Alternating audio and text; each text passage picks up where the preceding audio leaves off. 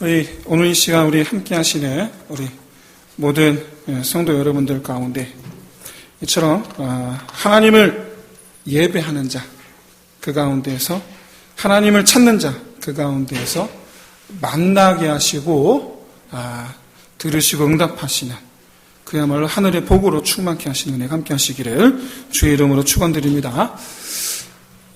오늘 이 본문은 하나님의 은혜로 구원받은 자의 삶이 어떠해야 하는가에 대해서 다시 한번 좀 깊게 묵상을 하게 하시는 그런 말씀이 아닌가 생각해 보게 됩니다. 우리 그리스도인들 구원받으면 끝난 거 아니죠. 구원받았으면 이제 구원받은 자의 삶을 살아야 되는 거예요. 내가 어떻게 살아야 되느냐. 롯은 누가 뭐라 해도 하나님 은혜로 이 심판당하는 이 소돔성에서부터 건짐, 구원을 받았습니다.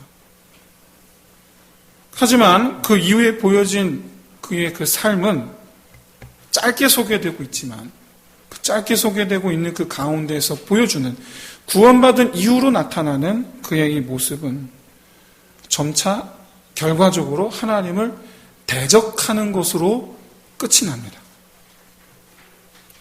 구원의 은혜를 입었어도 하나님께로 나아가지 아니하고 하나님을 찾지 아니하고 그러다 결국 하나님을 대적하게 되는 경우가 있다라는 것을 보여주는 거예요. 없지 않아요. 구원받았다 끝 아니에요. 그러면 그렇게 된 이유가 뭘까? 롯이 그렇게 된 이유가 뭘까? 오늘 본문을 통해서 세 가지로 좀 찾아볼 수 있습니다. 첫 번째는 롯 본인이 세상 속에서 살던 습관을 구원받은 이후에도 버리지를 않은 거예요. 좀 다른 관점에서 말하면 구원받았어도 과거, 구원받기 전에 세상 속에서 하나님의 뜻이 아닌 자기 바램을 따라 살았던 그 과거의 모습 그대로 구원받은 이후에도 그대로 살았다라는 얘기예요. 우리가 이 지난주에 보았던 것처럼 이 롯의 이 영적 상태는 하나님께 속하지 않았습니다. 세상에 속하였습니다. 그런데 세상 속에서 행복하게 잘 지낸 게 아니고 고통 속에 있었어요. 이 고통은 신앙의 문제가 아니고 적응하지 못하는 가치관의 문제예요. 지금 내가 사는 환경이랑 너무 다른 거예요. 최소한의 윤리, 최소한의 사회적 도리, 너무 다른 거예요. 적응 못하는 거예요. 그런데 이 소돔 사람들의 행위에는 동참하지 않았습니다만은 그러나 그의 내적 본질은 여전히 세상을 사랑하는 거예요. 여전히. 만약에 이 소돔 사람들의 죄악의 행태가 그야말로 폐악스럽지 않았다라면 분명 롯은 내가 이 소돔에 온 것 정말 잘 선택했다, 옳았다 라고 하면서 이 소돔 생활 아주 만족했을 거예요. 아주 만족했을 거예요. 다시 말씀드리지만 롯은 세상과 하나님 사이에 있었던 것이 아니라 세상 안에 있었어요. 그리고 세상의 것을 동경했어요. 그러면서 스스로 고통을 당하고 있었어요. 아이러니. 그의 이런 마음 자세가 그런데 구원받은 이후에도 바뀌질 않아요. 변하지를 않아요. 17절에 보시면 여호와 하나님께서 그에게 산으로 도망하라 라고 말씀합니다. 산으로 도망하라. 하지만 롯은 소돔성 옆에 있는 소환성에 가겠다고 합니다. 왜? 그 이유가 뭐냐면 자기가 산으로 도망가다가 재앙에 휩쓸릴까봐, 자기가 재앙에 휩쓸릴까봐. 이 말에는요, 두 가지 의미가 있습니다. 하나는 소활성을 자기 안식처로 삼겠다. 다시 말해서 여전히 세상을 안식처로 삼겠다라는 거예요. 또 다른 하나는 구원하시는 하나님을 믿지 못하겠다라는 얘기예요. 이게 무슨 얘기냐? 여러분, 소돔성에서 구원하신 하나님께서 설마 도망가고 있는 롯의 등 위에다가 불비를 내리시겠습니까? 말도 안 되는 소리죠. 이런 이 롯의 이 불신앙에는 이 불신앙의 이 뿌리, 근간에는요, 세상을 사랑하는 마음이 있는 거예요. 여러분, 인생의 위기가 교회 다니는 분들로 하여금 교회 다니는 그 사람의 신앙이 진실한가 그렇지 아니한가를 드러나게 합니다. 진실한 믿음의 사람이면 아무리 큰 위기 앞에서도 하나님만 의지할 것이고, 그렇지 않은 사람은 세상을 찾을 것이고, 세상을 의지할 것이고, 이 사람 저 사람 만날 것이고, 이거는 지극히 상식적인 얘기예요. 우리가 하나님께 내 믿음이 진실한가 아닌가. 롯은 이 절체절명의 이 순간에도, 그것도 지금 하나님을 눈앞에 두고 있거든요. 하나님을 눈앞에 두고서도 자기 의사를 확실하게 했어요. 나는 저 성을 의지할 겁니다. 나는 저 성을 의지할 겁니다. 근데 보세요. 하나님은요, 그것마저도 허용하세요. 그리해라. 그리고 보여주세요. 롯이 소알에 들어갈 때까지 소돔에 재앙을 내리지를 않으세요. 놔두시는 거예요. 그냥 기다리는 거예요. 롯이 산으로 도망갔어도 롯의 안전을 지켜주셨을 것임을 보여주는 대목이에요. 하지만 롯이 자기의 피난처로 삼은 것은 하나님이 아니고 세상이에요. 저 소알성이 내 피난처라. 만약에 롯이 가다가, 소돔에서 나와서 소알로 가다가 이 하나님에 대한 믿음, 하나님께서 불비를 안 내리시는구나, 내가 갈 때까지, 이 하나님이 나를 지키시고 보호하시고 인도하시는 이 하나님에 대한 믿음을 회복했다면 아마 소알성에 들어가서 회개부터 했을 거예요. 내가 이토록 믿음이 없었구나. 내가 하나님 믿지 못했구나. 저 다윗의 시처럼 하나님이야말로 나의 피난처시요 내 피할 바위시리로다. 내가 주를 믿지 못하였나이다. 내가 죄인이나이다. 하지만 롯은요, 하나님께 나아갈 생각을 하지 않습니다. 전혀 하지 않습니다. 기껏해야 소알성이, 세상이 자기를 안전하게 지켜주지 못한다라는 것만 깨달았어요. 그럼 어떻게 하냐? 소알성에서 나가는 거예요. 소알성에서 나가요.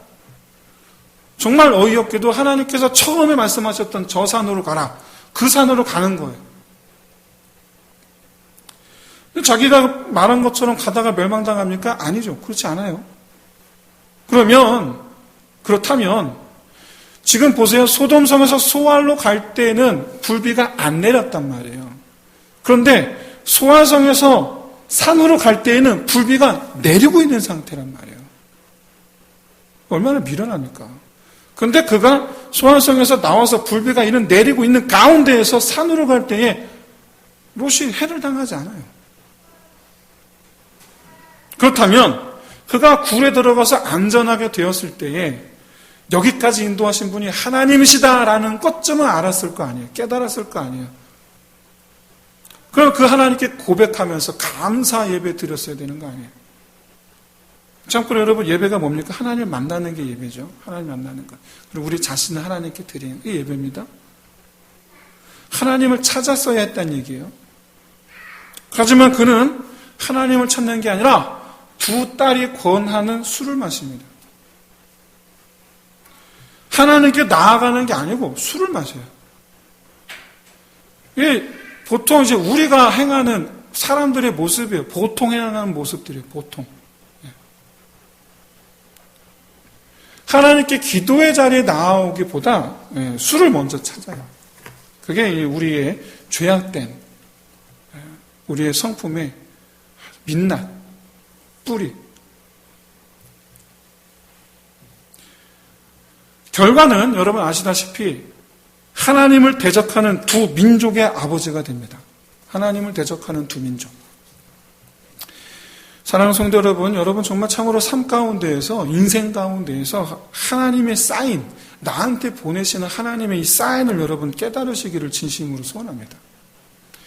하나님께서 보내시는 사인의 그 의미는 오직 하나예요. 나한테 오라. 돌아오라요. 위기 앞에서 구원하시는 하나님의 그 손. 그 찰나의 그 험악한 찰나의 그 위기 가운데에서 지켜주시는 그 하나님의 그 손. 내 인생 가운데에서 험악한 인생 길, 험로, 그 가운데 나를 인도하시는 이 하나님의 이 은혜. 그럼 이걸 깨달으실 수 있으시기를 진심으로 소원합니다. 그래서 이 하나님의 그 사인, 하나님의 손이로구나. 하나님 은혜로구나. 그 사인을 깨닫는 즉시 하나님을 찾는 자.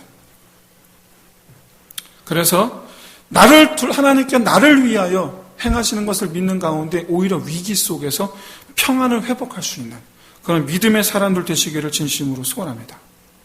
무엇보다 여러분, 인도하시는 하나님을 믿는 그 믿음으로 담대하게 여러분 세상을 벗어버릴 수 있게 되시기를 주의 이름으로 축원드립니다. 이렇게 이 세상을 사랑하는 마음이 변하지 않았던 이 롯의 이 영적 상태는 하나님을 대적하게 된 두 번째 이유로 연결됩니다. 사실 같이 가는 거죠. 뭐냐 하면 그가 세상을 사랑했기 때문에 가족들에게 신앙적 모범을 보인 적이 없다라는 거예요. 전혀 없어요. 오늘 본문과 그리고 읽진 않았지만 그 앞에는요, 이 롯의 아내와 두 딸 그리고 두 사위가 등장하죠. 그런데 이들 모두는 전혀 신앙적이지 않습니다. 그 누구도 이들에게 신앙적인 모습을, 신앙인의 모습을 보여준 적도 없고, 그 누구도 이들에게 신앙을 권유한 적도 없어요.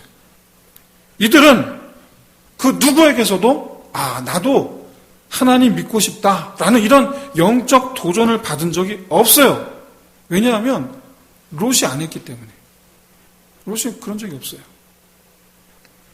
사위들은 정말 그야말로 소돔 사람들답게 정말 철저하게 세상적인 사람들이었어요. 그래서 하나님의 심판을 말하는 이 장인의 말, 그냥 한낱 농담으로 그냥 코웃음 치고 말았어요. 롯의 아내는 남편보다도 더 세상을 사랑했기 때문에 어떻게 됩니까? 결국에는 그 마음을 이겨내지 못하고 하나님 명령을 어겼다가 죽음을 맞이하게 됩니다. 롯의 두 딸은 소돔성의 이 성적 타락상, 거기에 완전히 물들어 있었어요. 가치관이 그래요. 가치관이 그래요. 그래서 이 아버지와 이 관계를 갖는 것에 대해서 전혀 거부감을 갖지 않는 그런 상태가 되어 있었어요. 엄밀히 말하면 근데 이거는 복수심입니다. 복수심. 이게 무슨 말인가? 왜 그런가? 여러분, 이 롯의 이 영향력이 영적인 것과는 완전히 동떨어져 있었다라는 것을 보여주는 가장 대표적인 장면이, 즉 가족들에게 영적인 영향력을 전혀 발휘하지 않았다라는 것을 보여주는 장면이 바로 소돔 사람들에게 자기 두 딸을 내주겠다라고 말하는 장면이에요. 이 장면은 여러분 오늘날 현대인의 관점에서 도저히 이해되지 않아요. 어떻게 이게 이해가 되는 장면이에요. 참고로 여러분, 이것은 롯 역시 얼마나 죄악된 인간인가, 얼마나 하찮게 여기는, 생명을 하찮게 여기는 그런 마음이었던가. 참고로 한참 시간이 흘러서 이 이스라엘이 가나안 땅을 정복하고 난 다음에 좀 시간이 흘러 지나 어떠한 레위인이 첩을 데리고 어떤 성에 들어갔는데 그 성도 이 소돔 성처럼 그렇게 성적으로 타락한 성인데 그 첩을 밤새 험한 꼴을 당하지 않습니까? 그런데 그 레위인이 어떻게 해요? 떼버려 둬요. 자기는 그냥 편안하게 집안에 들어가 있어요. 도저히 우리 생각으로는 이해할 수 없는, 정말 말 그대로 죄악으로 가득한 그런 모습을 보여줍니다.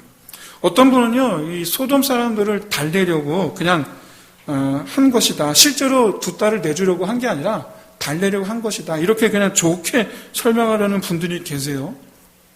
하지만 여러분, 말뿐이라 할지라도 어떻게 여러분 그런 제안을 합니까? 이게 아무리 이 두 천사를 위한답시고 한 말이긴 해도 이 두 딸 입장에서는 여러분 무슨 얘기예요? 우리들을 내다 버리겠다는 얘기잖아요, 지금. 내다 버리겠다는 얘기잖아요. 만약에 이것이 이 롯의 의식 속에 뿌리내려진 어떤 그런 가치관, 세상관, 이라고 한다면, 그래서 평소에도 이런 이 롯의 이 의식이 두 딸을 향한 태도에 묻어나 있다면, 여러분 과연 이 두 딸이 아버지에게서 거룩함을 배울 수 있겠습니까? 말이 안 돼요. 최소한 다른 건 모르겠고, 최소한 오늘 본문에 보이는 딸들과 아버지 사이, 이 부녀 간에, 이 부녀 사이의 애정 어린 모습은 여러분 정말 눈 씻고 찾아볼 수가 없어요. 정상적이지 않은 가정이에요. 병든 가정, 병든 가정. 아마 이 롯에게 있어서 이 딸들은 애정을 쏟는 대상이라기보다는 정말 말 그대로 그 어떤 인격적 관계도 형성되어 있지 않은 남보다 못한 그런 관계가 아닌가. 아무리 남보다 못해도 그렇지. 왜냐하면 여러분 이 시대가 아무리 이 남아 우대사상 그리고 가부장적 사고방식으로 아주 철저하게 무장된 시대라고 할지라도 성경 보시면 정말 딸을 귀하게 여기는 아버지의 모습이 많이 나옵니다. 즉 성경 시대가 그렇게 이 무도한 시대가 아니라는 얘기예요. 그러니까 롯이 그렇다는 얘기예요. 분명히 이 롯과 이 딸들의 관계는 우리가 흔히 볼 수 있는 그런 이 평범한 관계는 아니었을 것이 분명하다. 그래서 이 딸들은요, 아버지가 자기들에게 지우려고 했던 그 악한 일을 그대로 아버지에 갚아버립니다. 자기 아버지 그대로 갚아버려요. 아버지를, 자기들을 포함해서 아버지를 성적 타락의 길로 끌고 들어가 버리는 거예요. 여러분, 남자 곡이 뭐가 없어요? 밖에 나가면 산에서 내려가면은 천지가 남자인데.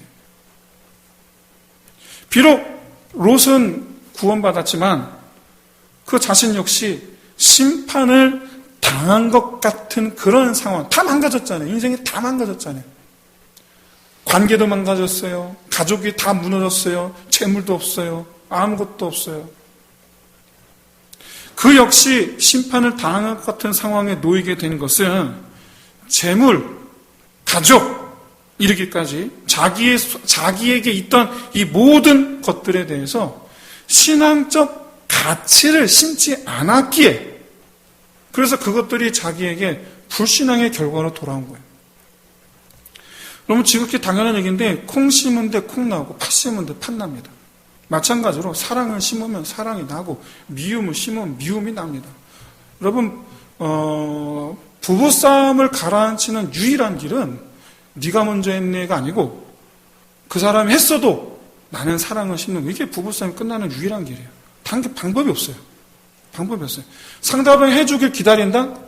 부부싸움 끝이 안 나요. 그러니까 내가 먼저 사랑을 심는 것 밖에는 방법이 없어요. 그래야지 사랑이 돌아와요. 마찬가지로 신앙으로 심은 것은 신앙의 결과로 돌아오고 불신앙으로 심은 것은 그런 불신앙의 결과로 돌아옵니다. 반드시 그렇습니다. 신앙이 뭐죠? 하나님을 사랑하는 게 신앙이에요. 그럼 불신앙은 뭐죠? 하나님 멀리하는 거예요. 불신앙을 심어놓고 신앙적인 결과를 기대한다라는 건 정말 그야말로 어불성설이죠. 그건 어불성설이에요. 그런데 롯의 경우는 더 안 좋은 방향으로 가버립니다. 두 딸로 인해서 하나님의 백성들을 괴롭게 하고 하나님의 계획을 회방하는 두 민족을 낳아요. 모압과 암몬. 좁은 의미로 롯은 구원받았다라고 말할 수 있겠지만 좀 이렇게 시야를 넓혀서 보면 구원받는 게 맞나 싶을 정도로 그의 삶은 불신앙적인 결과로 끝이 납니다. 사랑하는 성도 여러분, 구원받은 삶은 어떠해야 되는가? 라는 질문을 여러분 스스로 던져보시고, 야, 구원받은 삶은 어떻게 사는 게 구원받은 삶이지? 라고 한번 질문 던져보시고, 두 가지 상황을 여러분 고려해 보세요. 두 가지 상황. 하나는 내 인생에 불신앙을 심는 거고, 하나는 내 인생에 신앙을 심는 거예요. 그렇게 생각해 보세요. 과연, 분명히 이 두 가지 상황의 결과는 분명히 다를 거예요. 그 결과는 분명히 다를 거예요. 그러면, 과연 무엇이 구원받은 자의 삶의 모습입니까? 바라기는 여러분 스스로, 여러분 자신의 삶에, 내 삶의 모든 영역에 여러분 신앙을 심으시기를 바랍니다. 이게 무슨 얘기냐?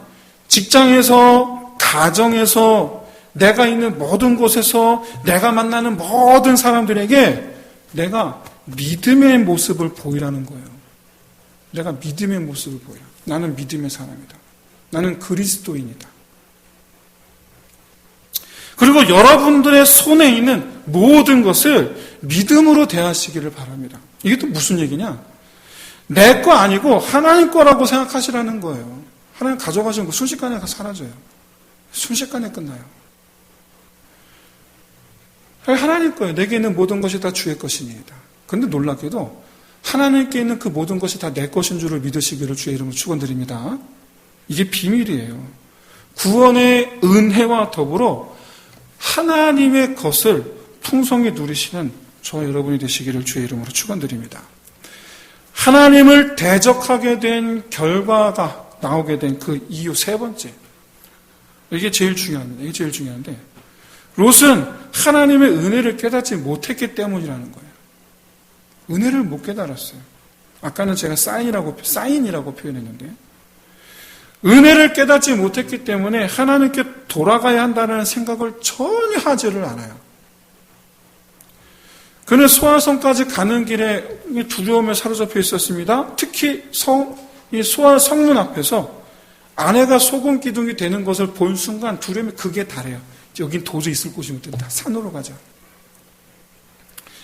그럼 만약에 이 롯과 아내와 두 딸, 이 네 가족이, 사위들은 그렇다 쳐도, 이 네 가족이 소돔성을 떠나서 소아성 이르는 길에 이르기까지 그 과정 속에서 하나님께 감사의 마음을 가졌다라면, 아마 여러분, 롯의 아내는 뒤돌아보지 않았을 거예요. 무슨 말이냐? 여러분 생각해 보십시오. 제가 만약에 롯이라면 소돔성에서 나와서 소아성까지 걸어가는 동안 아마 가족들이 이렇게 말했을 것 같아요. 야, 정말 다행이다. 하나님 은혜로 우린 살았다. 우린 살았다. 야, 우리는 지금까지 사실 저 소돔성에서 세상 속에서 하나님 믿고 살았는데 하나님 우리를 버리지 않으시는구나. 얼마나 감사하냐. 뒤에 있는 게 아깝지 않은 거, 뒤에 거 생각도 안 하는 거, 그거 뒤돌아보겠어요? 이러면 아내가 결코 돌아보지 않았을 거예요. 하지만 이들은 소아성으로 가는 내내 눈꽃만큼도 생각하지 않아요. 그런 생각하지 않아요. 하나님께로 눈꽃만큼도 생각하지 않아요. 두 딸과 함께 안전한 굴에 이르게 되었을 때 마찬가지죠. 말씀드렸다시피 여러분 예배를 드리는 게 아니라 술을 찾고 왔어요.